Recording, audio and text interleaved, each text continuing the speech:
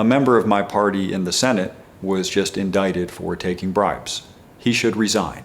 When I say bribes, I mean things like hundreds of thousands of dollars in cash, which they found at his house, gold bars, which they also found at his house, and a Mercedes for his wife.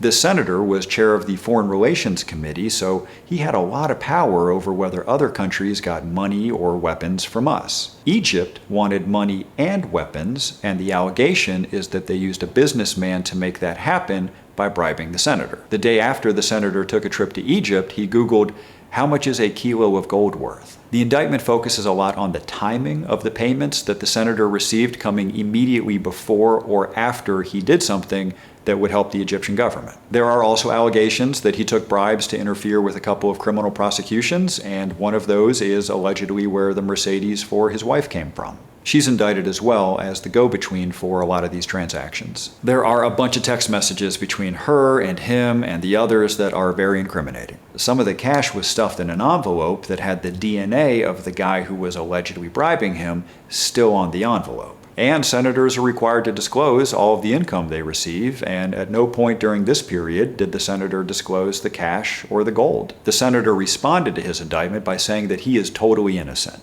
He says the prosecutors have misrepresented the normal work of a congressional office. Well, bullshit. I'm a member of Congress, and I assure you, taking gold bars from someone trying to avoid prosecution is not part of my normal work. I'm also a former prosecutor, and the idea that a senator would try and intervene in an ongoing prosecution, that ain't normal either. Now look, prosecutors can make mistakes. That's why we all have a presumption of innocence in a criminal court. But we also all have the right to ask people in elected office to step down if we see clear evidence of ethical failure. That's why I called on George Santos to resign. I read his indictment, and I thought there was strong evidence that he behaved in an indefensible way. Now it's a member of my party, and frankly, the allegations are much more serious than the ones against Santos. I don't know what a jury's going to do, but I know what I'm going to do looking at this evidence. I'm going to ask him to step down. For something like this, party doesn't matter. We all deserve better treatment than this as citizens, and we should insist on it. I'll keep you posted.